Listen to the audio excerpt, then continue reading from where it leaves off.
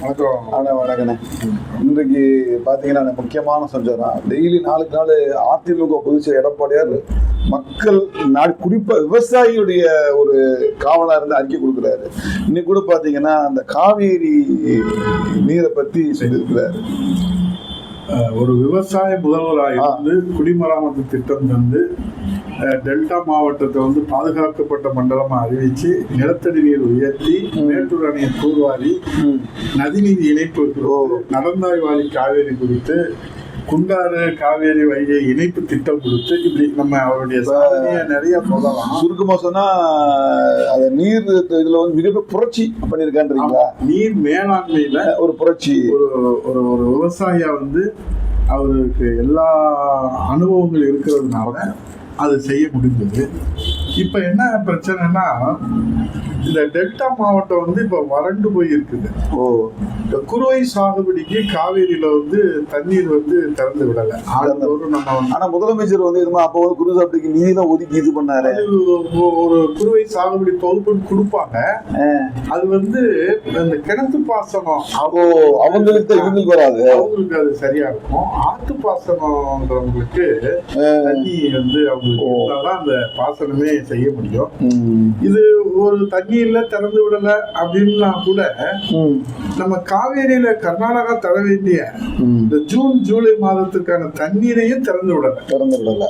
So அதுதான் இப்போ அது ஆத்து பாசனம் போறது சொல்றீங்க. அந்த அது குறுவை சாகுபடி பாதிப்பு ஒரு போறதுல இந்த நமக்கு ஒவ்வொரு மாதமும் திறந்து விடணும்ல. ஆமா, கர்நாடக அரசு அத இந்த ஜூன் ஜூலை மாதங்கள்ல 2 மாதம் திறந்து விடல தண்ணி. அதனால ஏற்கனவே குறுவை சாகுபடிக்கு மேட்டூர் அணை திறக்காத இந்த ஜூன் ஜூலை மாதத்துக்குரிய உரிய பங்கீட நம்ம பெறாதனாலையும் டெல்டா மாவட்டம் இப்ப வறண்ட மாவட்டமா காட்சி கண்ணீரோட இருக்கு. ஆமா, அதைத்தான் எடப்பாடியார் அவர்கள் நாளைக்கு இந்த காவேரி ஆணையத்தினுடைய கூட்டம் நடைபெறுகிறது. அதுல இந்த காவேரி ஆணைய கூட்டத்துல தமிழகத்துக்குரிய பங்கு, அந்த நீருடைய பங்கு பெற நடவடிக்கை எடுக்குமா அப்படின்னு நம்ம முன்னாள் முதலமைச்சர் எடப்பாடியார் விவசாய முதலமைச்சர் கேட்டிருக்காரு. இதுல என்னன்னா ஒரு 20 மாவட்டங்கள்ல இந்த குடிநீர் இருக்காங்க. நீங்க எங்க சேலத்துல இருந்து எடுத்துக்கிட்டீங்கன்னா தர்மபுரி, கிருஷ்ணகிரி, சேலம் அப்படியே 3 கோடி மக்களுடைய பிரச்சனையா இருக்கு. ஆமா, 20 மாவட்டங்கள்னா அந்த டெல்டா மாவட்டம் மட்டும் நம்ம பார்க்க முடியாது. இந்த பகுதியில் இருக்கிற கொங்கு மண்டலமும் கரூர் அதுல கூட்டு குடிநீர் திட்டம். அப்ப காவேரியில இருந்து மதுரைக்கே கூட்டு குடிநீர் திட்டம் இருக்கு. அந்த திண்டுக்கலுக்கு இருக்கு. காவேரியில காவேரி கூட்டு குடிநீர் திட்டம் நம்மளும் பாதிக்கப்படும். அப்ப 20 மாவட்டங்களுடைய குடிநீருக்கும் அது பாதிக்கப்படுது. இத நம்பி இருக்கக்கூடியவங்களுக்காகத்தான் புரட்சி தலைவர் அம்மாவுடைய ஆட்சி காலத்துல உச்ச நீதிமன்றத்துல நம்ம வழக்கு தொடுத்து உரிமையை நிலைநாட்டி அதுக்காக அம்மா அவர்களுக்கு பாராட்டு விழாவே அந்த விவசாயிகள் நன்றி அறிவிப்பு விழாவா நடத்தினாங்க. அதன் பிரகாரம் அந்த உச்ச நீதிமன்றத்துடைய தீர்ப்பின் பிரகாரம் கர்நாடக அரசு காவேரியிலிருந்து ஒவ்வொரு மாதமும் தமிழகத்துக்கு தர வேண்டிய பங்கு நீரை முழுமையாக விடுவிக்கிறதா, எவ்வளவு விடுவிக்கணும்னு சொல்லிக்குவாங்க. அது முறையா செய்யறாங்களான்றத கண்காணிக்க உச்ச நீதிமன்ற தீர்ப்பின் அடிப்படையில் வழிகாட்டுதலின்படியும் அமைக்கப்பட்டிருக்கிற காவேரி மேலாண்மை ஆணையம் மற்றும் காவேரி நீர் முறைப்படுத்தும் குழுவின் பணி. அதுதான் நம்ம பொதுச்செயலாளர் முன்னாள் முதலமைச்சர் சுட்டி காட்டுறாரு.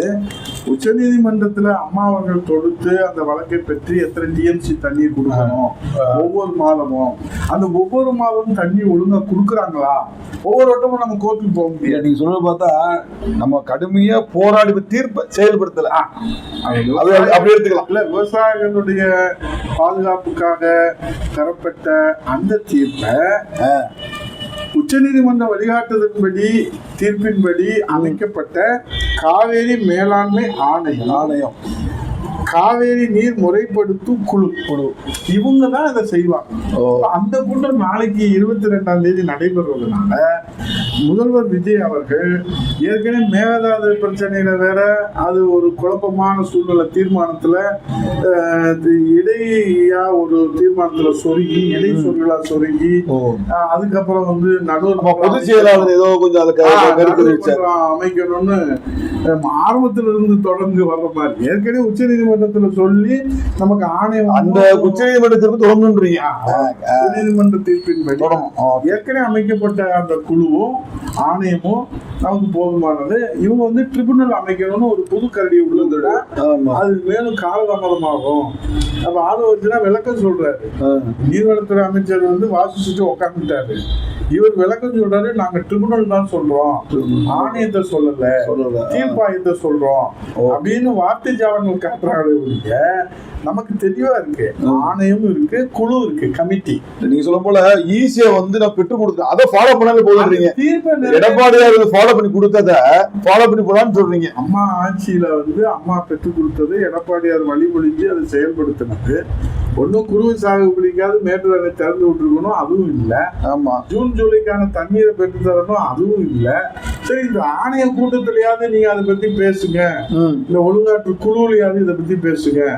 சோ ஆணையம் வந்து அது வந்து நமக்கு உச்ச நீதிமன்றத்தினுடைய வழிகாட்டுதல், உச்சபட்ச அதிகாரம், அத்தாரிட்டி இருக்கு அதுக்கு.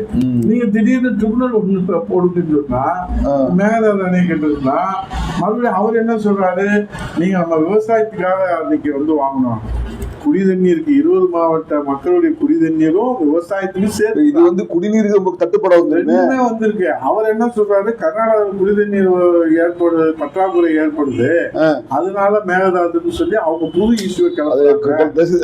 அதனால நாங்க வந்து புதுசா வந்து ட்ரிபுனல் வேணும்னு சொல்றோம்.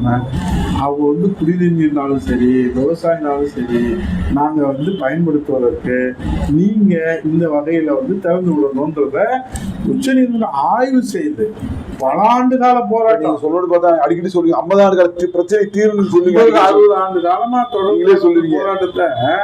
இவங்களுக்கு புரிதல் இல்லையா இல்ல தவறான வழிகாட்டுதலா?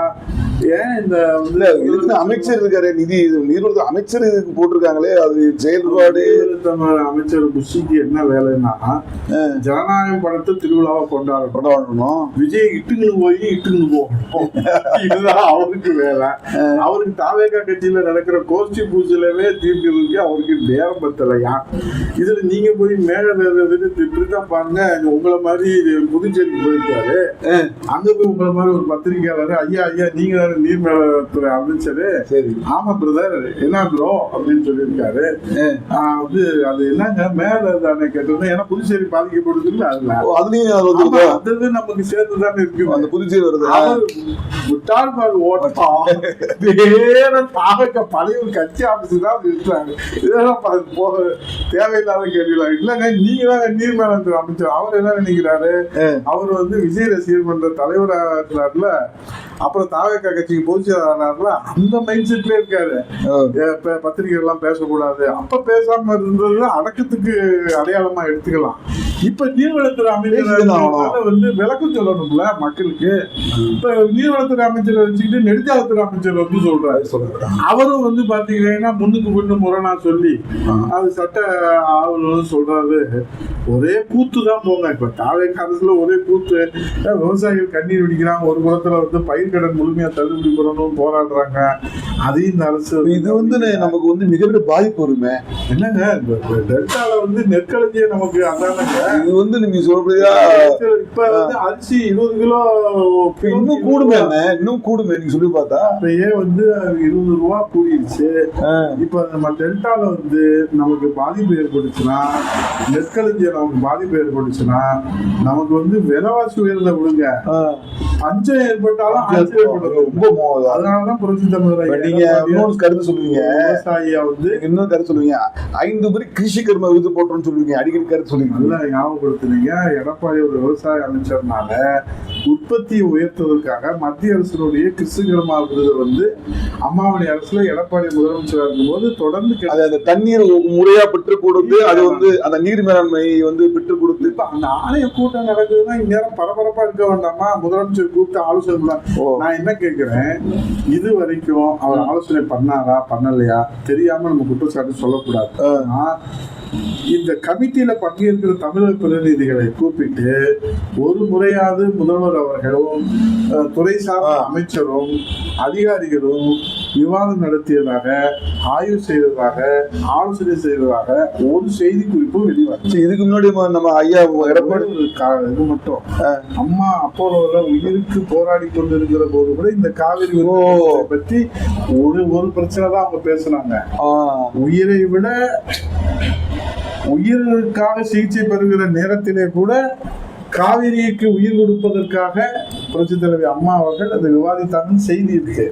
அதே போல 84 மணி நேரம் காவேரிக்காக உயிர் கொடுக்கிறது, நீங்க கூட அதை அம்மா உண்ணாவிரதம் இருந்து முந்தா நேரத்து தான் அந்த உண்ணாவிரதம் இருந்த நாள் 84 மணி நேரம் சொட்டு தண்ணீர் கூட அருந்தாமல் காவேரிக்கு உயிர் கொடுக்க தன்னுயிரை பணைய வைத்து அம்மா அவர்கள் போராட்டம் பண்ணாங்க. அந்த வரிசையில அம்மாவுடைய மறுபடியும் எடப்பாடியாரும் வந்து போராடினாரு. வந்து தண்ணி வாங்கி கொடுங்க, இல்லைன்னா வாங்க தமிழ் மக்கள் எல்லாம் கூப்பிடுங்க, எல்லாரும் போராட்டம் பண்ணி தானே நம்ம வாங்க முடியும். நீங்க அதை பத்தியே ஒண்ணுமே கவனிக்கலன்னா டெல்டா பூரா வறண்டு போயிருக்கேன். முதலமைச்சர் அடுத்த ஜென்மம் வந்து நம்ம விவசாய பிறப்பின்னு இந்த ஜென்மத்திலே நீங்க விவசாயம் இருங்க, யாரு வேணாம்னு சொன்னா இப்ப நம்ம என்ன கேட்கிறோம், இந்த முழு விவரம் முதல்வர் விஜய்க்கு சொல்லப்பட்டதா சொல்லப்படவில்லை? முதல்வருக்கு அறிந்திருக்கிறாரா அறியவில்லையா? அறிந்தும் அமைதியாக இருக்கிறாரா, அறியாமல் அமைதியாக இருக்கிறாரா? இந்த சந்தேகம் தான் சொல்லி வருகிறது. வேலையில இந்த உண்மையான அதிகாரிகள் கண்ணில் இது பட்டா முதல்வர் கவனத்துக்கு கொண்டு சென்று புரட்சி தலைவர் ஐயா எடப்பாடியார் அவருடைய அந்த கோரிக்கையை நிறைவேற்ற நாளை கூட்டத்திலே வலியுறுத்துவதற்கு முன் வருவார்களா மாண்புமிகு முதல்வர் விஜய் அவர்கள் என்பதை சொல்லி நன்றி கூறி விடைபெறுகிறோம். சொல்லி வருகிற ஆதரவளிக்கிற அனைத்து நல்ல உள்ளங்களுக்கும் நன்றி, வணக்கம்.